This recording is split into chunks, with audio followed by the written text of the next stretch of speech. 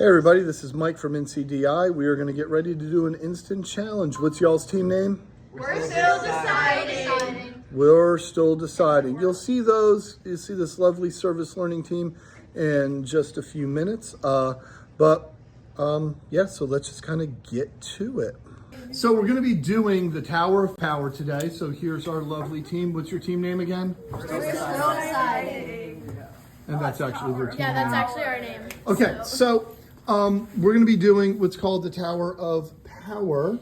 So there you go. You can take a screenshot of this if need be. This is a really fun kind of challenge. Now, I'm going to go over a set of directions with the team. And this is standard for any and all teams that are going to be participating in. So please pay attention. I'll be stopping and starting this so I get lots of like little mini videos that I get to lovely splice together. All right, so the first bit of directions happens to be that when you walk into the team manager room, you need to make sure that you are not touching anything on the table. No, not the team manager room, the instant challenge room. You are not gonna touch anything, and no. You can start touching the material once the official time has begun. Next, okay, your team should have certain set rules that you need or positions that you should go into here. Okay, first and foremost, you need what I call essentially a taskmaster. Okay, it is somebody who is going to participate in the challenge. However, they are participating in the challenge, but they are also following the challenge and making sure that the challenge is getting done. This should be your most responsible human being that is part of the team. One that everybody respects, and you see they're all pointing to her. You're the most responsible person here. I'm not. You're Along twice with as me. responsible as the rest of us combined. Along with me. I have the responsibility of The next position should be, this is kind of like a newer one, and that I'm going to implement. It's your math person, right? Now, on many of these challenges, there's going to be some kind of math. Now, even though it's all people are just pointing around, do try out these positions with various and sundry people, okay, until the team really kind of figures out. Now, the purpose of the math is you'll notice that on the challenge, it says like 1 point for every 2.5 inches that you make the tower. So, which means like after 50 inches, okay, they're gonna stop getting points. So the math person needs to make sure that with the challenge, if there's math involved, that anything that they are building does not exceed the maximum point value, because you won't get any more points for that. The next position, anybody can really participate in, and this is the timekeeper. Since these things are timed, okay, what you do is you have your kids, somebody say, or anybody can say, time. And then the appraiser, the timekeeper, will say how much time is left. And then that way the team can stay on track. It is best that you do these with very little wiggle room. You might want to start off giving them an extra minute early on, but then as the season progresses, you would take that minute away and just follow the challenge to the time frame. Next, sometimes there's people who do not like to participate, okay? That's participate. Now, not everybody has to participate in the instant challenge on competition day. However, you do want to make sure that if your whole entire team goes in, that everybody is participating. Now, your team might be at total odds with each other on the day of competition, but when they go into the competition room, they need to be on the best behavior and get along, because there is always subjective points on how well the team works together. So if the team is working well together, you're going to get more out of these subjective points. So there should be somebody on the team that makes sure everybody is included in the solution. Now, Why me?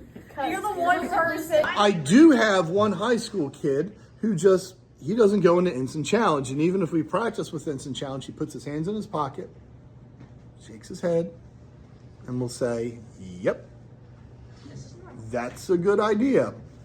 Yep. And he just doesn't participate. So he always chooses never to go into instant challenge. However, even if you do have a kid that doesn't want to participate in instant challenge, it is still good for them to go through because it gets the creative juices flowing for when they start actually working on the challenge. And then that way they can, just think a little bit more creatively. So once you come in and they get them all done and they kind of know what their positions are, you can start with the challenge. Now, whenever it is they come into the room, the appraisers at the competition are always going to read the challenge to them. So you always want to make sure that the challenge is in a central location for everybody to read and look at. Then they're going to start reading the challenge. So team, your task is to build a tower as tall as possible that will be that can withstand the force of a wind created by a fan. You will have up to 6 minutes, but I'm going to up it to 7 this time to design and build your tower. You have 20 seconds to see if your tower of power can withstand the wind created by the fan. Okay, procedure, part 1, 6 minutes. In part 1, your team must design and build your tower of power. The tower should be as tall as possible, and it should also be capable of remaining upright during the strong wind. At the end of part 1, your team's tower will be measured for height. Part 2, 20 seconds. Your team, the tower of power, will be subjected to a fan. At the end of part 2, the tower of power will again be measured for height. I will put the fan setting on the lowest setting so that way, and this is the location of the fan, so your tower should be placed in an area like within direct line of the tower. Materials. Okay, you have 1 sheet of newspaper. This one is double-sided. 2 plastic 16-ounce cups, 6 straws, 4 pipe cleaners, 4 craft sticks, 6 paper clips, 4 mailing labels, 3 rubber bands, 2 pencils, and 1 fan. Now, as the team manager, there is no stipulation on the size of the rubber bands or the size of the paper clips or any of this. So you can choose the kinds of rubber bands, and you could even mix and match the straws if you so desire. Like if you wanted to make it harder on the team, you can give them like really like coffee stirrers or something like that. Whatever it is that you got, it's good. Some of my mailing labels are really little, some are really thick. It's just kind of whatever it is that you got going. Scoring. You're going to receive 1 point, 25 maximum per 2 inches of your tower's height at the end of part 1. So do the math. And how tall should the tower be? Max, where you stop losing? 50 inches. 50 inches. 1 point, 25 maximum per 2 inches of your tower's height at the end of part 2. Up to 30 points for the creativity of your tower and up to 20 points for how well your team works together. Now, for the subjective scoring, okay, this is essentially how it's worked and how we come out in training with it, like with our appraisers. If it is something that you are expecting to see, okay, there you go. Give them in the middle, right? And then if it is above what you expect to see from them, like if it's really creative and a unique idea, start working your way up that scale. Now, if it's below what you expect to see, then start going below that halfway point. So for the creativity of the tower, if they build a tower and you're like, yes, that is a tower, okay? And it's kind of what I expected that you would do with it, well, then give them 15 points. But if they start doing crazy stuff with it and you're like, wow, I never thought of that before, you can go up, to 30 if you so desire. But now remember, okay, if the higher up that you go, there's no room for improvement either. Now, you can only give zeros in DI if the task was not completed. So if they didn't build a tower, or they all stormed out of the room and really didn't work together and they got into a fist fight, well, then you can give them a 0 for that. But hopefully it never comes to that. So, 0s are only given out when it wasn't done, okay? And then if it's what you expect to see, give them a middle score. If it's above that, go up the ladder. If not, go below. Then, okay, any questions that they have will count against their think time. Now, I'm going to take some pictures of this as they are working. And you are also going to see pictures of the other team. I have a tech team this year, which I didn't record them, but they did this as well. And then you can compare and contrast the two sets of pictures for the two sets of towers that were made. What you will notice is that there's no two teams that are going to ever be doing this the same. So let their creativity kind of work and all that. And a good, oh wait, hold on. I'm going to stop this for a second. Now, team, okay? Whoever the team captain is should always circulate around, or the taskmaster, I should say, like go around and literally say, all right, what do you think? What do you think? What do you think? Right? And get a consensus. And then that way, it's an easy way to get everybody included, right? Easy way to get those points. And then if the team cannot decide, it should be the taskmaster's choice to decide for the team in order to prevent the arguing. If the team is arguing, taskmaster, end it and say, we'll talk about it in the debriefing room or the chill out room, which is where the team will go after they complete their instant challenge. Now, once they leave there, you cannot talk about instant challenge ever again until the end of the DI season. So, because these instant challenges could, in theory, be reused elsewhere. And then the team can hash it out inside of there. But they should also be made aware that the job of the taskmaster is to keep the team moving, and they should be kind and gentle because they just didn't want the team to lose points. So please, teams, do not blame the taskmaster on ruining your challenge solution just because the idea didn't work out. They were just trying to prevent an argument and get the thing solved. So, team, are you ready? I have a question. Okay, now normally it counts against your thinking time, but since this is in the beginning of the season, what's your question? The question is does the math guy, do they also have to work with them, or do they just like, okay, this point's Every like, team member math. should be contributing to the solution, okay? In some way, shape, or form, okay? Now I know I have some members who don't like doing them, but it's okay, right? So at competition, you don't have to do this, right? Just like somebody at competition doesn't have to be in the main solution either. So it's what is best for your team and what keeps the kids happy, because we want happy kids. We want kids having fun. But again, doing ICs is just part of practice. It's a good way to get your creative juices flowing for the actual challenge that you so want to work on. I totally forgot a couple important things. One, make sure that you use as many of the materials as you humanly possibly can in your solution. The more of these that you use, the better that it's going to be. Plus, DI has an official rule. If it doesn't say that you can't, assume that you can. So nowhere in this challenge does it say that you can't cut these, or bend those, or cut that, or break that. All it says is that a scissors may be used in the challenge, but you cannot use the scissors as part of your tower. So if it doesn't say that you can't, assume that you can. Now, on things where you have to measure, this is Mike, the team manager, speaking, who have been doing this for years, okay? It's not Mike, the affiliate director. It's Mike, the team manager, right? You should know certain measurements of things before you even walk in. For example, okay, because we got to build something and you want to know how tall something is, have the kids measure out their hands ahead of time.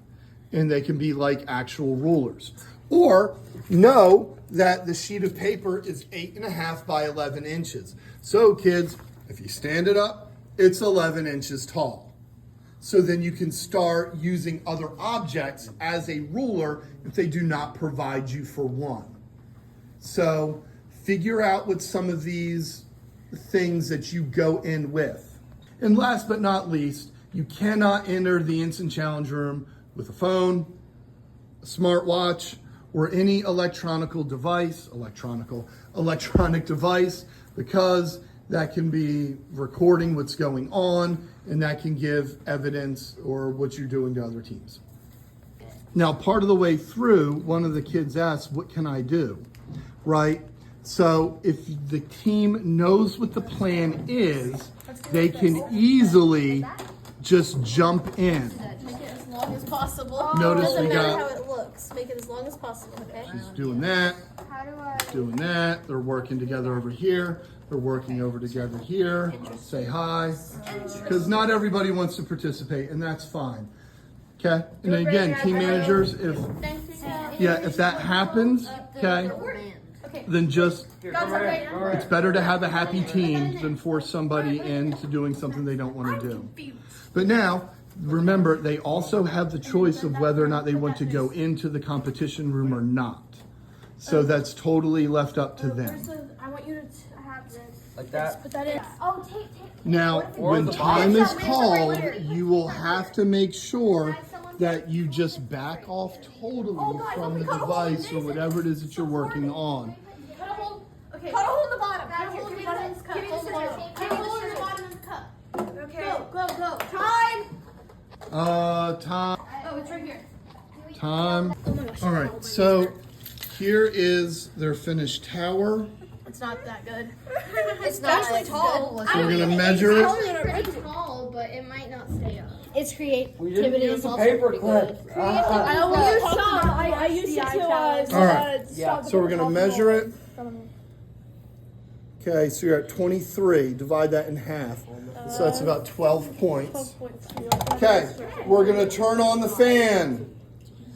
Hey Okay. guys, we got the fan. This fan's on. Alright. Here we go. Terrifying.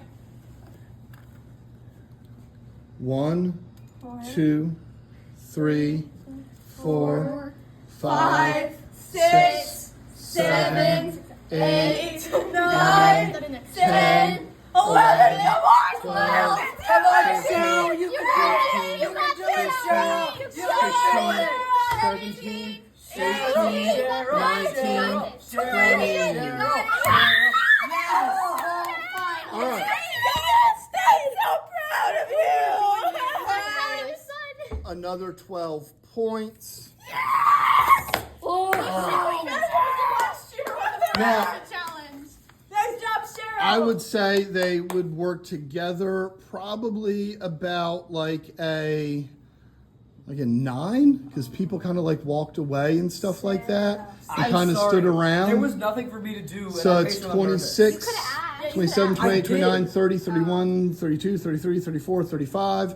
And then, okay, the creativity of their tower. Now, quite honestly, I didn't think that this would work compared to like what the other team did. And when you see their pictures, you want to guess what the other team did?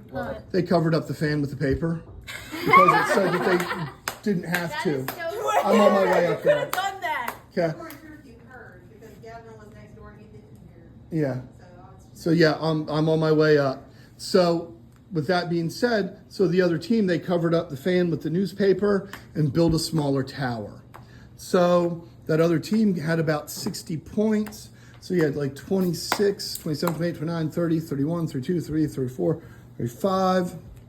Okay. And the creativity of the tower, it's about what I expected to see, but somehow it withstood. So, and so I would probably give them maybe about 20 points for the creativity of the power. So as you're going to see, you're going to have about 2 teams that have about the same amount of points, but have 2 totally different solutions. Wait, did you think